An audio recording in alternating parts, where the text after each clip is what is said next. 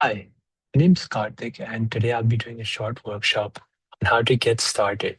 This workshop's for Hack Invaders. So we're going to be going through a couple of things.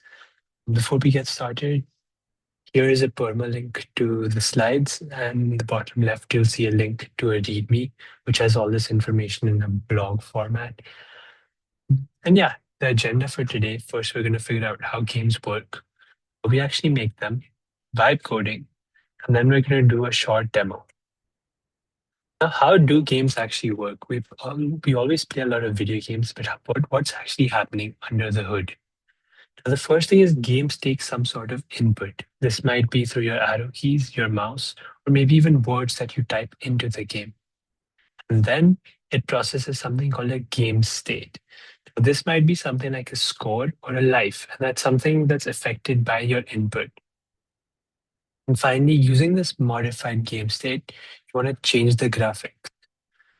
Well, let's go through a quick example on the very popular game Snake.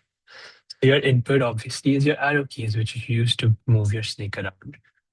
Your game state is the score, or commonly the number of apples you've eaten, and the idea of being alive. Now, this is just like a sort of true false Boolean statement. And depending on these, you might want to change the graphics. So you want to make the snake move, you want to change the score, or maybe you want to show a game over screen if they kill themselves. And that's all well and good, but how do we make these games? The first step is to pick your language. Now, this depends what sort of platform you want to develop for. For example, if you want to make a web-based game, you'd rather pick JavaScript. Or maybe you want to make something on your laptop that you guys can play with your friends. That might be with Python. Or if you're feeling adventurous, you might want to make a 3D game, and that might take a lot of modeling, which requires something like Unreal Engine. This last one's a little complicated and we won't be going through it today, but feel free to explore it during the hackathon. Second step is to plan it out. Now, we talked about game states, your inputs, and your changing graphics earlier. This is the sort of stuff you want to plan out before you start coding. And you might want to plan the assets that you use. These include the specific graphics, maybe the photos, how you want your snake to look, how you want your apples to look, how you want the uh, aesthetic of your whole entire game to be. And the last step, of course, is to code. Now, the last step might seem a little daunting at first, but it's 2026. And while coding a game from scratch can be really scary, we can always use AI and try and vibe code our game. Vibe coding is basically asking an AI to code for us, mm, instead of for us, I'd rather say with us, because it's careful that you try and understand what the AI has written and you don't just do it blindly. Mm. This is because you might waste a lot of time debugging later on because AI is imperfect. Um, but yeah, now that we know we have an option to use it, how do we use it? The first thing is in your browser. This is what a lot of us often do. If we have a question, we might hop on to chatgpt.com or Claude or Gemini and just ask an LLM a prompt and receive an answer. Now, in other contexts, this is perfectly fine, but in coding, it's really inconvenient because you have to continuously copy paste your code from your editor to your browser and then so on. So next step up is to use the apps that these AI services provide. This might be an app like Cursor, Claude, Codex, or whatever sort of app you want to use. These often don't involve looking at any sort of code. It's you just ask you what you want, and the code appears in your files and automatically edited for you. Now, this can be a good option, but again, it leads you to that pitfall of not understanding what AI has written. And so another alternative is to use it in your editor. Now, this is in the form of extensions. It's what we're going to do in our demo today in VS Code, but more on that later. And there's an advanced option where you do it on the command line. This is a little trickier, but it's often quicker and more helpful for advanced coders. So if you feel comfortable with the other option, then you're looking for something new, you might want to explore this. But yeah, time for the demo. we're going to be building 3D Snake, although ours might not look exactly like this. Um, and we're going to do it in VS Code using Copilot. Now, Copilot is a free tool that GitHub provides. And so you don't have to waste any money on this hackathon. And yeah, we'll be going through that today. The steps. The first step is to create a folder. So I might just hop into this demo right now. Um, I already have a folder on my desktop. So we're going to go ahead and open that folder in VS Code. When you go to your editor of choice, you can always open a folder. In this particular case, I've already opened it, PD Snake. Yeah, we just open it. Right now, it's completely blank. So we're starting it from scratch. So yeah, what's the next step?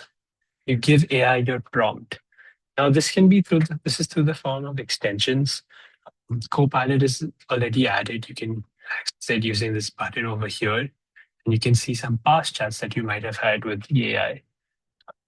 Some other extensions might be Codex or Claude, maybe, if you have Claude Code, depending on whatever subscription you have or don't have, that's completely all right.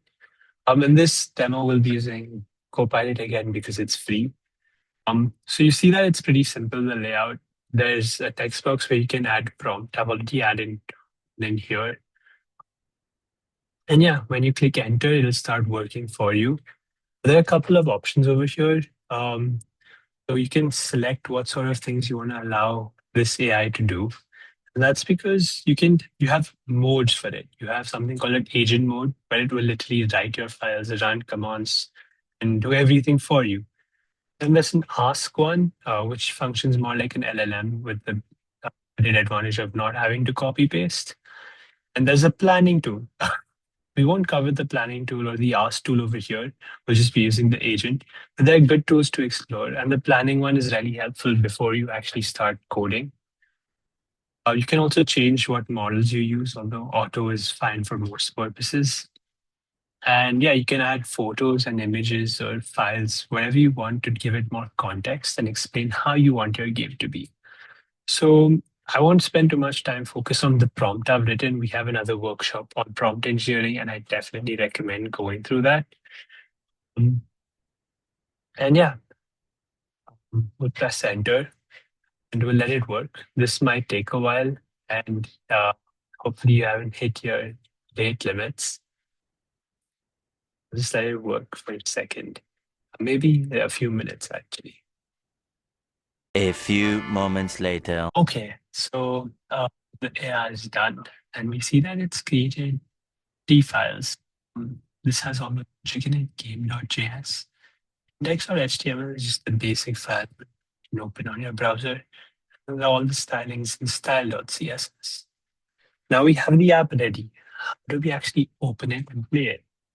Now, there are two options. The simplest of which is navigate to your folder, to your index.html, and just double click it. This is going to open it up, and we can sort of play it over here. You might notice that it's a little funky. This is a problem when you're vibe coding. Your AI might not do exactly what you want it to. And that's something you'll have to work on over time. The first iteration will never be perfect. Yeah, so it's kind of weird how it goes with the edges, although it's kind of fun. You have to give it that. Yeah, we do have a game, and this is one way to open it. But another way is something called it's an extension that is often used in actual coding environments, a live server. So once you install it, you'll see a go live button over here. This is used for more complex development where you might have servers or like multiplayer games. And so you'll have to use it. So if you just click go live, it'll automatically set it up for you and open the exact same thing. Now, for this simple game, it doesn't look like it has any value, but in actual coding environments, you will feel the difference because opening it as just index.html won't be able to handle your backend. And yeah, that's how you open the game. You can always have fun and play around with it. Um, so yeah, the last step, open it and play. However, we noticed that the game's not done. We're done for now for the demo, but what are our future steps? What should we add to this game? The first thing you should do is consider your tech stack. So there are different libraries for different purposes, and depending on what platform you want to use, and maybe are you trying to optimize it for speed or performance, you might want to consider using different technologies. That's definitely something you should look into. Another thing is look into prompt engineering. So we do have a workshop on that. It's in the same series. I do recommend you go through that because talking to AI is an art in and of of itself, and everyone should learn it. And yeah, debug and add features.